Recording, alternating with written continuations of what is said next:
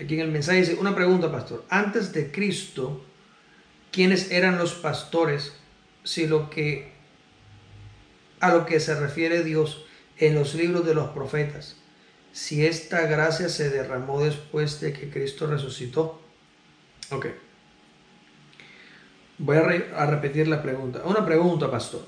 Antes de Cristo, ¿quiénes eran los pastores a los que se refiere Dios en los libros de los profetas? Si esta gracia se derramó después de que Cristo resucitó.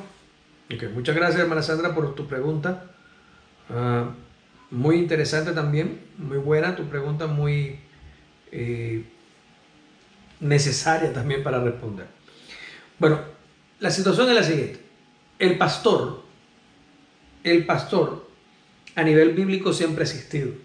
Desde el principio Abel era pastor, Adán era pastor, Abel era pastor y Moisés era pastor y todos los demás eran pastores. David, el rey David era pastor. Y eso, pero eran pastores de ovejas, sí, pero el pastor, en estos casos, los que pastoreaban las ovejas eran escogidos desde el rebaño natural, en donde Dios los preparaba y los enseñaba para que guiaran a su pueblo Israel.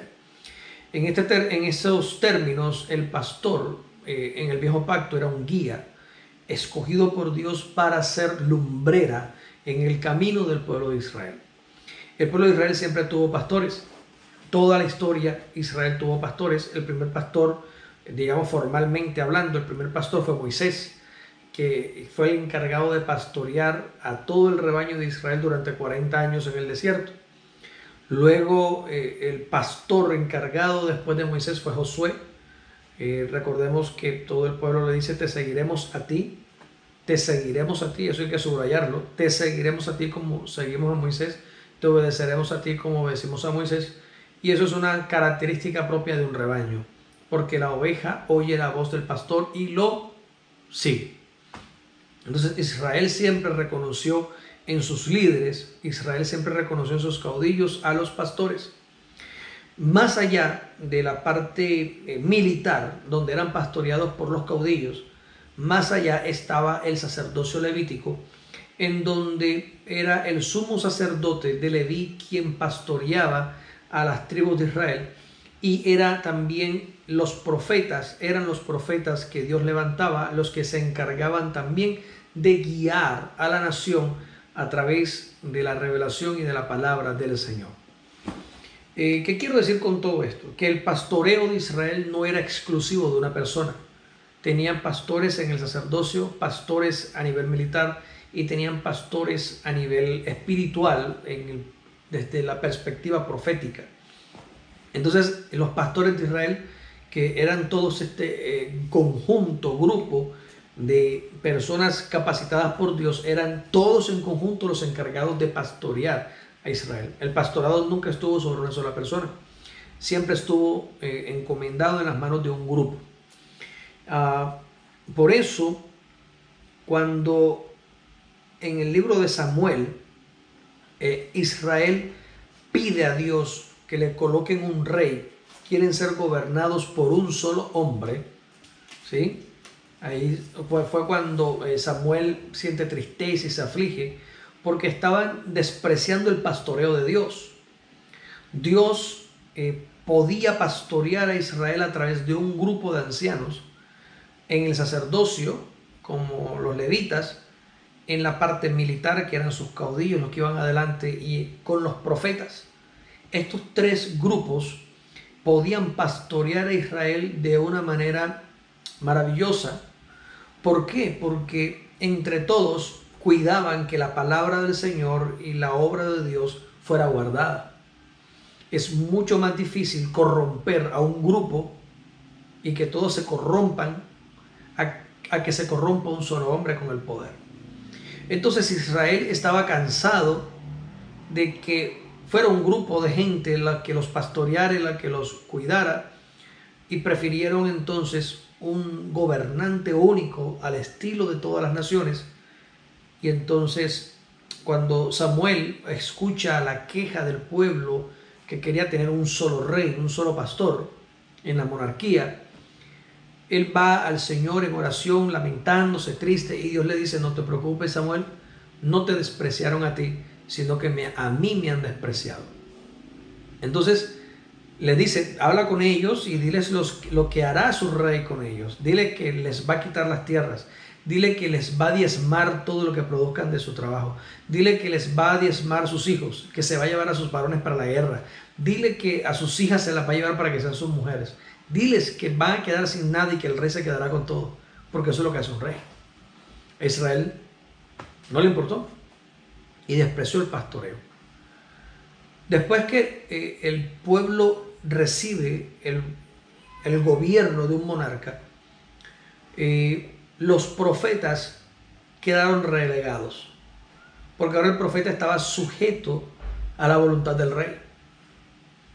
Ya el profeta no tenía la libertad que tenía antes para guiar al pueblo, para decirle qué hacer y qué no hacer, porque había una corona por encima de él, y la corona le daba al rey el poder de matar al profeta si no le caía bien. Y muchos profetas fueron asesinados por reyes, porque Israel lo quiso así. Tenemos el caso de todos los profetas que fueron asesinados, por ejemplo, durante el reinado de Acab, por mano de su mujer Jezabel. Muchos, miles de profetas, miles de profetas en Israel fueron asesinados cuando ellos eran los que pastoreaban Israel antes. Ahora la hegemonía estaba en la corona, y si a la mujer del rey no le gustaba el profeta, pues lo mandaba a matar. Los sacerdotes quedaron sujetos también y sometidos. La tribu de Leví quedó sujeta, sometida a la corona también. El regente quedó con toda la autoridad y con todo el poder para determinar lo que él le diera la gana. Y entonces los levitas dependían de que la corona les diera la provisión. Y entonces los levitas también se corrompieron para que el rey hiciera lo que quisiera, porque él era el rey y había que tenerlo contento. Entonces, en algún momento de la historia, siempre Dios mantuvo a su remanente, a sus profetas, quienes efectivamente hicieron lo que tenían que hacer: profetizar contra el rey, profetizar contra las malas praxis de los sacerdotes, profetizar contra las malas prácticas de los ancianos de Israel, y eso a la mayoría les costó la vida. Los profetas eran asesinados porque el rey no les gustaba lo que decían, o porque los sacerdotes no les gustaba lo que decían. Recordemos que esto sucedía porque el sacerdocio se enlazó y se comprometió con la corona. Entonces el sacerdocio no iba detrás del beneficio del reino de los cielos, sino detrás del beneficio de su rey, para que a su vez los beneficiaran a ellos.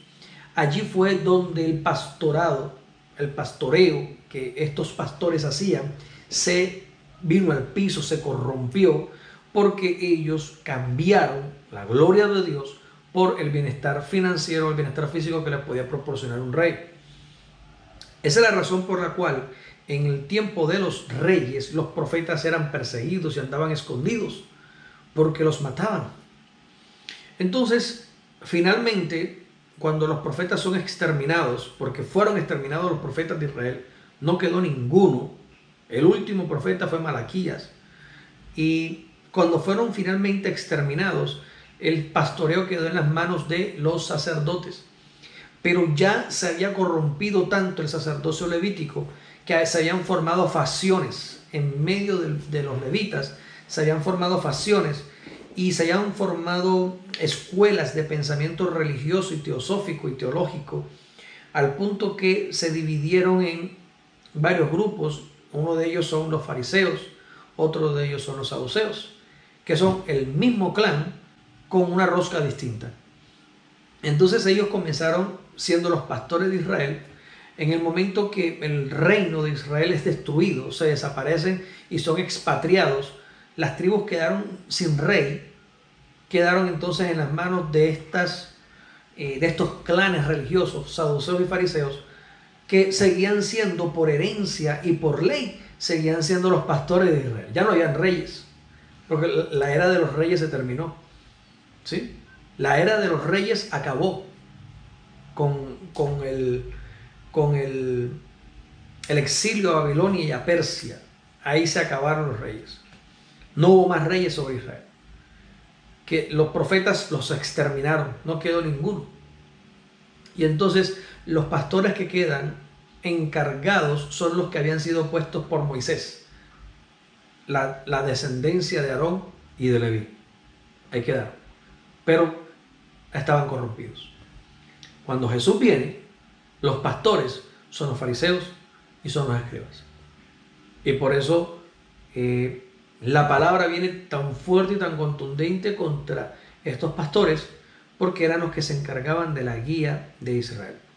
¿Qué pasó después de Cristo? Cuando Cristo asciende, según lo dice Efesios capítulo 4, versículo 8, Él derramó su gracia, y en ese derramamiento de la gracia impartió dones o regaló dones a la iglesia. Y uno de estos dones es el pastor.